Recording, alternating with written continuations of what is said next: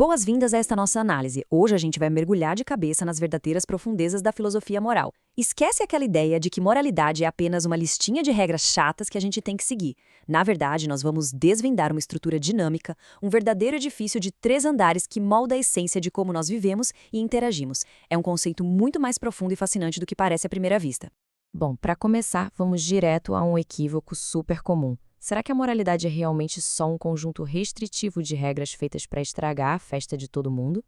O material de origem nos traz uma história genial sobre um menino que, quando perguntaram para ele como era Deus, ele respondeu mais ou menos assim: "Ah, Deus parece uma pessoa enxerida que fica só observando a gente se divertir para ir lá e proibir a brincadeira."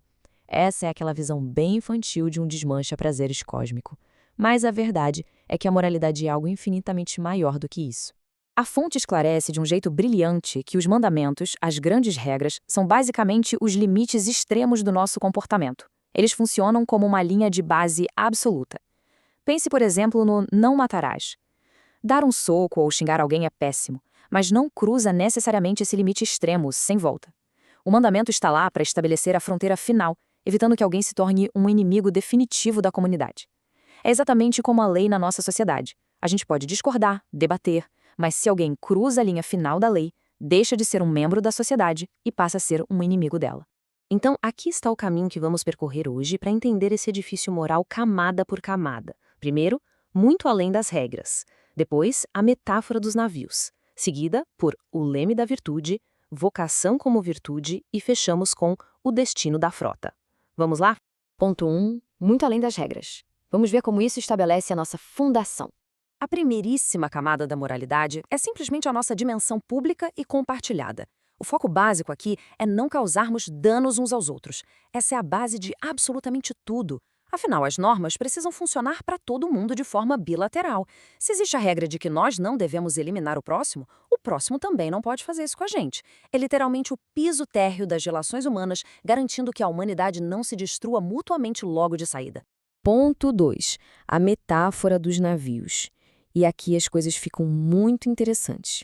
Para explicar isso, a gente vai usar uma analogia extraordinária do célebre autor C.S. Lewis, lá do livro Cristianismo Puro e Simples. Ele compara toda a humanidade a uma gigantesca frota de navios. E olha, essa é uma sacada de mestre, porque pega todos esses conceitos super abstratos e os transforma numa imagem visual claríssima e fácil de entender. O ponto crucial da frota é o seguinte: para ela ter sucesso, precisa de 3 coisas trabalhando juntas. Primeiro, regras de trânsito marítimo para os navios não baterem uns nos outros, que é a harmonia social. Segundo, a mecânica de cada navio precisa estar funcionando perfeitamente por dentro. E terceiro, e talvez o mais instigante, qual é o destino? Afinal de contas, para onde essa frota toda está indo? Ponto 3. O leme da virtude. É aqui que subimos para o segundo andar do nosso edifício moral. Não dá para evitar colisões por pura mágica. Seria impossível o almirante simplesmente gritar: "Não batam", se os navios não tiverem um leme interno que funcione direito para poder desviar. As regras externas, aqueles limites extremos, são aplicadas lá fora. Mas é a virtude interna, operando exatamente como um leme bem ajustado, que permite à embarcação navegar com segurança e evitar um desastre total. Isso nos mostra uma coisa fantástica. A virtude não é feita apenas de atos celestiais e extremos de heroísmo ou caridade. Ela está profundamente enraizada nas nossas escolhas de todo santo dia.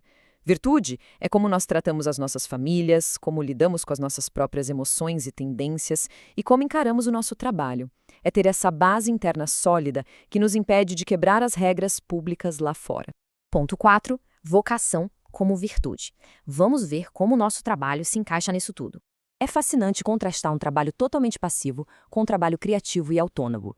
E como isso afeta o nosso leme moral? A fonte traz o exemplo daquele jovem adulto começando a vida. Se a pessoa tem talentos e capacidade para autonomia, mas escolhe deliberadamente uma rota puramente passiva e servil, só buscando uma segurança garantida para pagar os boletos, isso é descrito como uma existência meio cinzenta.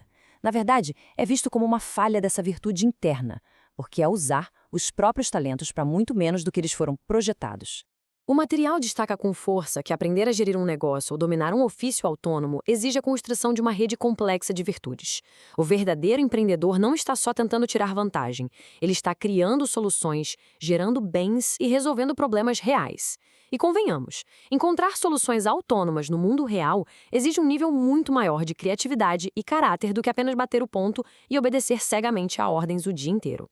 Mas vai muito além do mundo dos negócios. Dedicar a própria carreira a obras de justiça é uma forma incrivelmente potente de virtude.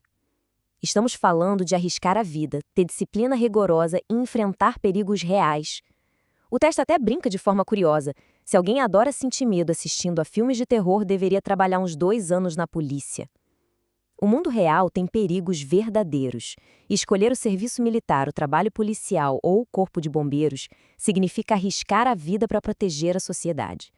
É uma estrutura espetacular de virtude vocacional. E por fim, o ponto 5. O destino da frota. Chegamos ao topo do nosso edifício. É aqui que fazemos a pergunta mais gigantesca de todas. Para onde essa frota inteira está navegando? Este terceiro nível transcende completamente o fato de sermos bons cidadãos ou termos uma carreira de sucesso. Ele foca na direção última e espiritual de toda a nossa existência. É uma orientação puramente transcendental. Não é mais sobre evitar punições terrenas, mas sim sobre alinhar a vida com um propósito muito, mas muito maior. E o Sermão da Montanha entra aqui como um mapa definitivo para esse destino.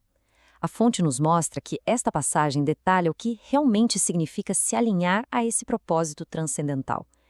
Quem absorve essas palavras não está apenas ajustando o leme para não bater no navio do lado.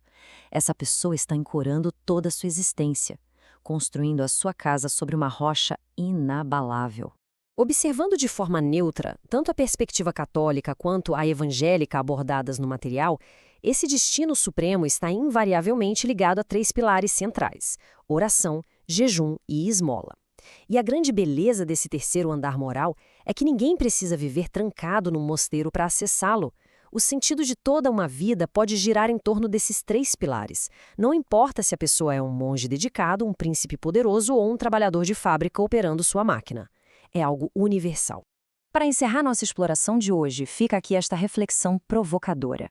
A maioria das pessoas está apenas tentando sobreviver, focada em seguir as regrinhas básicas e evitar esbarrões no térreo da moralidade? Ou nós estamos ativamente assumindo o controle do nosso leme no segundo andar e, mais importante ainda, rumando com coragem para aquele propósito transcendental supremo no terceiro andar? É algo para se pensar bastante. Um grande abraço e até a nossa próxima análise.